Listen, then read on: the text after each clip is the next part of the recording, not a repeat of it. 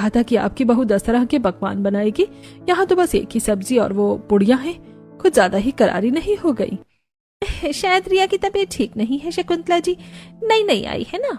रिया की जली हुई पूड़ियां और पनीर चखने के बाद शकुंतला जी और उनकी टोली के चेहरे पर फीकी मुस्कान थी। नव्या जी की बड़ी बड़ी बातों का गुब्बारा फूट चुका था। अब उसकी निगाहें चावला जी के उस छोटे से घर पर थी। चलो भाई, दूसरी बहू को भी देखते हैं उसने क्या किया है। चावला जी के आंगन में दाखिल होते ही शकुंतला जी ने देखा कि सुमन सिर पर पल्लू लिए चूल्हे के पास बैठी पूड़ी तल रही थी। अरे महिमा, तुम्हारी बहू ने क्या बनाया है आज? सुमन खड़ी हुई हाथ जोड़कर सभी का स्वागत किया।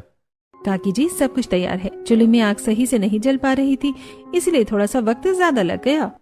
सुमन ने एक एक करके पीतल की थालियां सजाना शुरू किया। जैसे ही थाली औरतों के सामने आई, सबकी आंखें फटी की फटी रह गई। थाली में 1-2 नहीं बल्कि 4-5 तरह की लजीज सब्जियां रखी थी। अरे ये क्या, आलू की रसेदार सब्जी, मसाले वाली सूखी भिंडी, दही वाले बैंगन, और ये क्या है सुमन? चाची जी, ये दाल के कबाब और साथ में पुदीने की चटनी, और ये आलू के छिलकों की कुरकुरी भुजिया है। पापा को बहुत पसंद थी तो सोचा यहाँ भी सब कुछ खा दूं। वाह वाह, स्वाद तो ऐसा है जैसे साक्षात अन्नपूर्णा ने बनाया हो।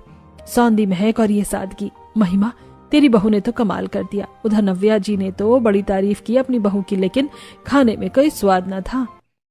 अरे पहला दिन है, नहीं हो पाया होगा, धीरे धीरे सब सीख जाएगी। तुम तो बड़े प्यार से कह रही हो महिमा, लेकिन नव्या वो तो हमेशा ही अपनी चीज को अच्छा बताने की होड़ में लगी रहती है। जानती हूँ मैं उसकी आदत, लेकिन इस तरह बहुओं की तुलना करके उन्हें और मुश्किल में नहीं डालना चाहिए। खैर छोड़ो उसकी बातें। मोहल्ले की औरतें उंगलियां चाटती रह गईं। शकुंतला जी ने खुश होकर सुमन के सिर पर हाथ रखा और अपनी जेब से 500 का नोट निकालकर शगुन दिया, और फिर सभी लोग उठकर जाने लगी। महिमा, बहू हो तो ऐसी, तुम्हारी बहू ने तो कमाल कर दिया। इतना स्वादिष्ट खाना बनाया कि मजा ही आ गया। आज तो पहली रसोई की बाजी तो तुम्हारी बहू ही जीत गई है।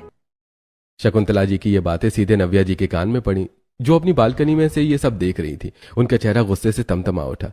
गरीब बहू ने अपनी पहली रसोई में ही बाजी मार ली थी। गुस्से से तमतमाती हुई अपनी बहू रिया के पास गई।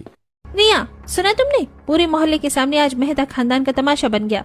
20 साल से इस मोहल्ले में मेरी धाक थी, हर चीज में नंबर 1 रहती थी, पर आज तुम्हारी वजह से वो गरीब महिमा की गरीब बहू मुझसे आगे निकल गई।